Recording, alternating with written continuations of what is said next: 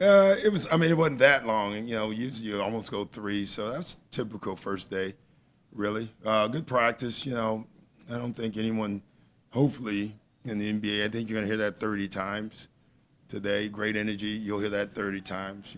So overall it was good. Everybody conditioning wise looked pretty good for sure. They've been here for 2 weeks though. Every single guy's been in the gym for the last 2 weeks. That's good. A lot of guys usually talk about being together for at least since Labor Day has allowed them to kind of fast track their relationship building. Yeah. Does that allow you to kind of start a little bit farther down the road in terms of installing stuff? No, because we don't install doing that. That's the deal I make them. That's why I've had success getting them into the gym. I promised them I will not come out on the floor. I don't necessarily say my assistants won't come out on the floor, but that's part of the deal. Like you come in, you guys, we'll organize you to play basically pickup games. We'll tell them stuff like philosophy-wise, we do that. It's not how we want to play. This is how we want to play. But we don't go out on the floor. Yeah. Yeah, basketball without borders was awesome. Something I'm going to do a lot more. I wish I had done it. I've been saying I was going to do it 10 years ago. Players need to do it, like they really do. We need to get more NBA players to do basketball without borders because they would learn so much themselves. And they had that saying, Africa is now. It is. When you watch those kids play, these high school kids better get going because they're hungry. They want to make it. The NBA Academy is over there. They basically take the 24 best players on the continent and put them in. They school them. They teach them. They give them NBA coaching. You can make a guess that all 24 of those guys are going to be in the NBA or close to it. So it was the best experience I've had in a long time. Doc, how much of the why did he said yesterday that his load management will be different this year than it was Yeah, last year? yeah, I did most of the all the skeleton work. We didn't want any contact from him, and obviously Paul. We're in no hurry with that. But other than that, he was on the floor the entire time.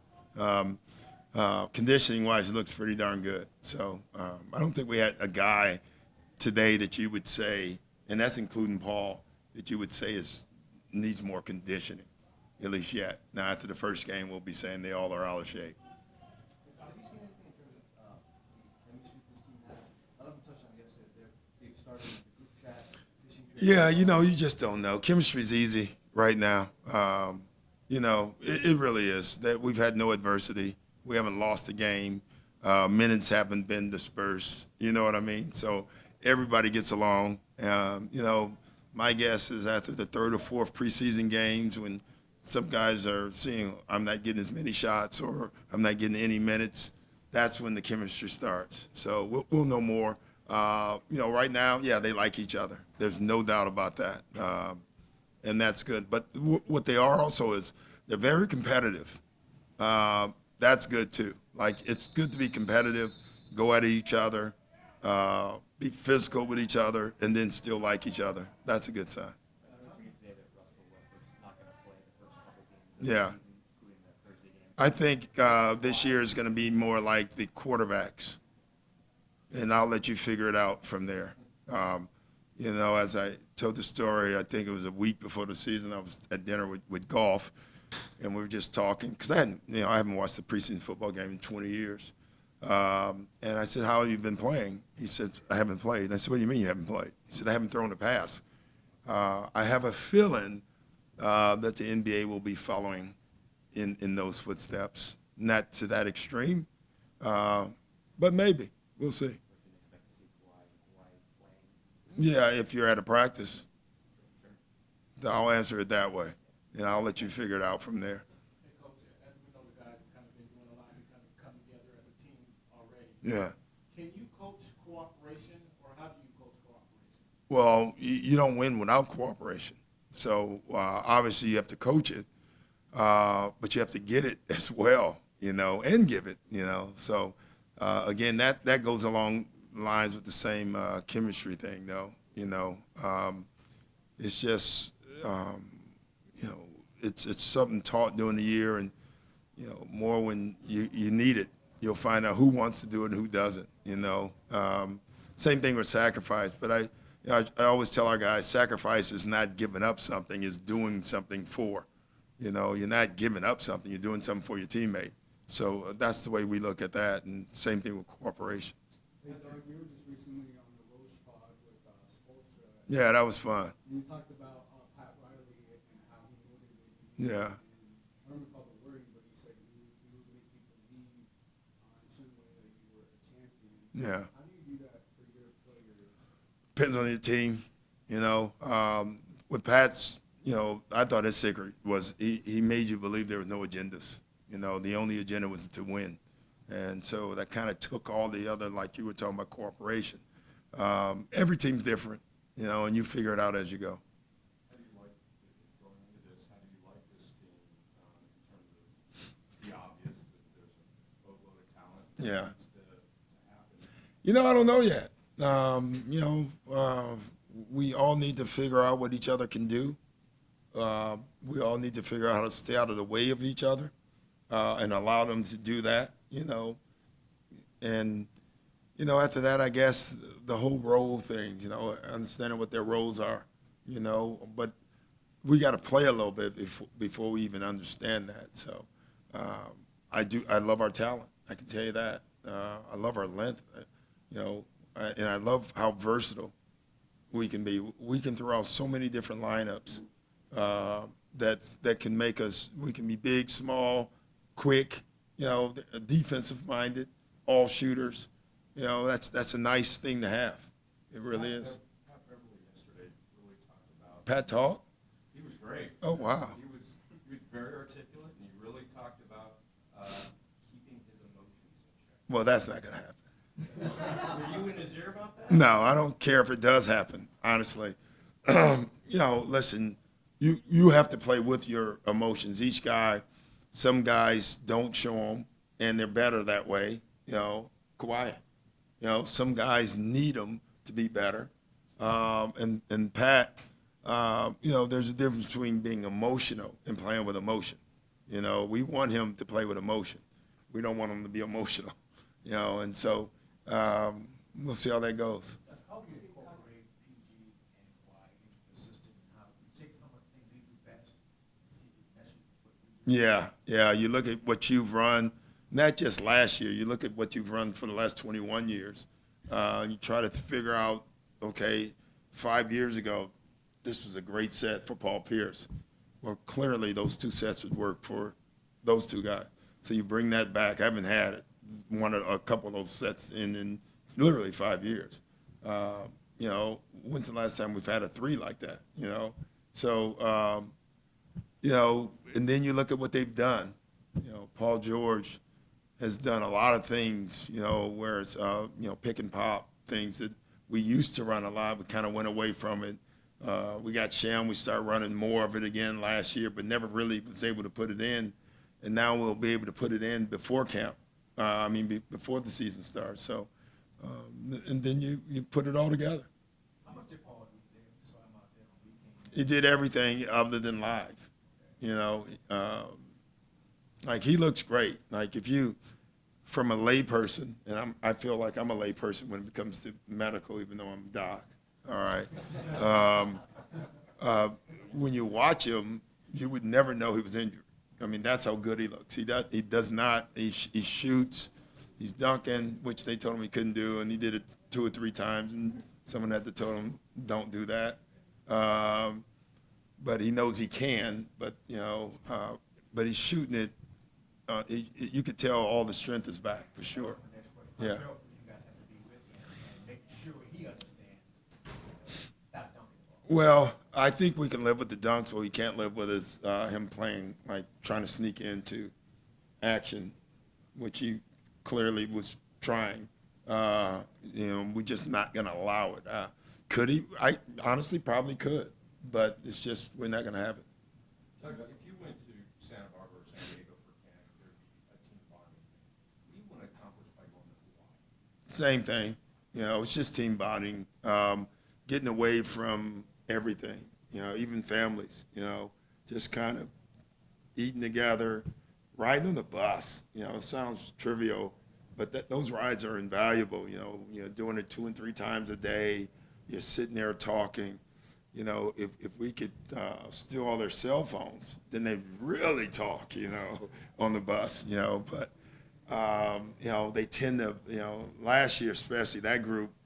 No one came to the team dinners in the hotel. They were all out to dinner with each other at restaurants. That's what happens in those things. It's not even forced anymore. They kind of do it on their own, but it's nice. You work with Mo for the rest of the projections. Yeah. What do you like about him playing for? I think that's what he is. He can play three as well. What I love about him, and every day it's going to be a different lineup, so don't read into that. But I like the fact that when we have him on the floor, you can switch. Obviously that's if Paul and Kawhi are playing. You can switch 2, 3, 4, and they're the same size. That there's not many teams that can literally do that. And you can't say, I guess Kawhi, Paul, Mo, who's a better defender? That's pretty nice to be able to have that. And then offensively, Mo has the ability to make some threes, but he really puts the ball on the floor well. So he gives us another guy that can attack. But then Jermichael's a different type of four. He spaces the floor with his three-point shooting. You can switch with him. He's just not Mo defensively. Kawhi and PG have obviously traditionally played the three Yeah. the last few years. Yeah. You decided to put the other one on the 4 or 2 yet? I don't think we've had a position in 10 years. So, literally, other than if you have a traditional point guard, I'll say, well, he's the point guard. Obviously, he has the darn ball in his hands. This year, we're going to even try to stay away from that position as far as calling out. The only position we'll know that you'll be positive is the 5. Like Zoob's a 5. I'm positive of that. I think you guys should be as well. Trez is a 5. He actually could play some 4, but he's more of a 5. Other than that, if you watch practices today, you really most of the time wouldn't have known who was the 1, who was the 2, who was the 3, who was the 4. That's what we want to try to do. Getting Mo, how much does that add to the quality of depth? Oh, it's huge. It's funny. You didn't think about it much on the night we did it until like about a month ago when we started meeting at the coaching staff. You start thinking, oh, we got more heart. We have more on our team, and then you watch what he can do. I will say I had a scout living with me all year about Mo. Seth Curry played with him last year, and so and they were very close. So I got a lot of information about Mo that I will be using, good and bad. Paul said that he thinks this team could be, the first time in a long time that fans will look to the defensive side as opposed to the offensive. Yeah. Do you agree with that, and how versatile can you guys get in terms of? I don't want to recreate the wheel. I just want us to be good defensively. But I don't know the answer. I literally don't know the answer to that. We should be good, very, very good defensively once we're all healthy and going, but we'll see. What metric would you be using to grade this defensive tactics? When the other team's not scoring. Really, but I think we can not only be just a good defensive team, we can be disruptive. Last year, we were solid defensively in the second half of the year, but we never could disrupt teams. Like Pat could irritate teams, but we couldn't, we wasn't disruptive. We couldn't get our hands on it. We were small. So, like I've been a big deflection coach, and, I had to lure. At some point, we just couldn't get enough deflections. Today, especially when they were all on the floor and you kept seeing the arm length, and we're running like a shell drill. The drill's over when someone gets their hand on it, and we had to change it because everyone kept getting their hands on it, so we wasn't getting enough work. You realize how long you are. So that would be something to watch for sure. Is Paul more especially compatible with, a team like this, or, he's considered a superstar, but I think, he's had a career where it would fit in a bunch of different places. Yeah. What is it about him that makes him kind of that, plug and play kind of I think the great superstars do fit. The greatest winner in the history of the game, when you can make a case, Bill Russell was the best role player in the history of the game at the same time. He always talked to us in Boston about being great is being great and then allowing the guys around you to still be great as well. But he used to tell us, if I can only be great and it takes away from you being great, then I'm not doing my job. That's, to me, Paul in a nutshell. He's learned how to still be great, but allow you to be great as well. That's the key to. Paul obviously has had a much more devastating injury than this one. Yeah. Do you feel he's one of the players that you have to kind of protect him from himself, just in terms of bringing him on? Yeah, I don't, but the staff does. You know what I mean? Like I've given up that side of it long ago. I literally, whatever they tell me, I just say okay. I've realized I'm not smart enough to judge, but they'll tell me for sure. Like they were watching him today. Every time he did something, there were three guys standing there, and they were making sure he didn't do much. Because the problem is you've been great, and then all of a sudden you get out with these guys, and you want to get competitive, and that's where we have to be careful with him for sure. Yeah. Those teams, whatever the teams you are, you think are the best defensively. Yeah. Do you see those elements? You hit it. Boy, you've done some research. Yeah, that's really good, Drew. Yeah. Do you see elements of those groups with this particular? Yeah, I just think both teams, before you even started, they had this, I don't know what the word would be, team toughness. Like when you looked at that Knick team, before Dick Harder got his hands on them, you looked at Charles Oakley and Anthony Mason and Patrick Ewing. I like to throw myself in there. Thank you. Greg Anthony and John Starks. And you kind of said before they even started, that's tough dudes. Same thing in Boston. Not as much in Boston you can make a case because I don't know if you looked at Rondo and Ray and Paul, but you looked at Kevin and those other guys. But same thing with this. Now you got to do it. So, Sham, you coming up? Is Sham doing the interview today? Sham, are you a 1, 2, or 3? That's the answer. There's your answer right there. That's what I want. So. When we talk about the defensive identity of this team, we often talk about Bo, Kawhi, PG, and Pat, and some of the perimeter guys. But how do you feel about the interior defense with Zoo and Trez? Zoo is perfect at the rim. And I didn't know that until I had him. It's funny, when we made the trade, I was looking at him more as what I remember with the Lakers is a roller, catching it and dunking. I didn't see the defensive part at all. And then when we got him, you realize how big he is. I mean, he's just a big dude, and he does a great job of staying vertical. So he is fantastic. Trez does it a different way with his quickness and his shot blocking and his toughness. So I like it. Trez has such a breakout year last year. Yeah. He's one of these guys who plays ball all summer. Yeah. Why is that important for a guy like him, and what do you expect? It is who he is. Lou did that for his first 10 years. There's certain guys that play every day, and there's certain guys that don't touch a ball until a week before camp. Trez is one of those guys. But his last 2 years have been breakout years. 2 years ago, he had a breakout year. Then he had another one last year, and we won another one this year. He just keeps getting better. But give him credit. Like, he works, man. He really wants to be a special player, and I love that.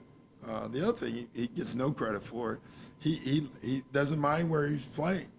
He comes off the bench. Of course, he's playing with Lou, so he's no dummy. All right, guys, thank you.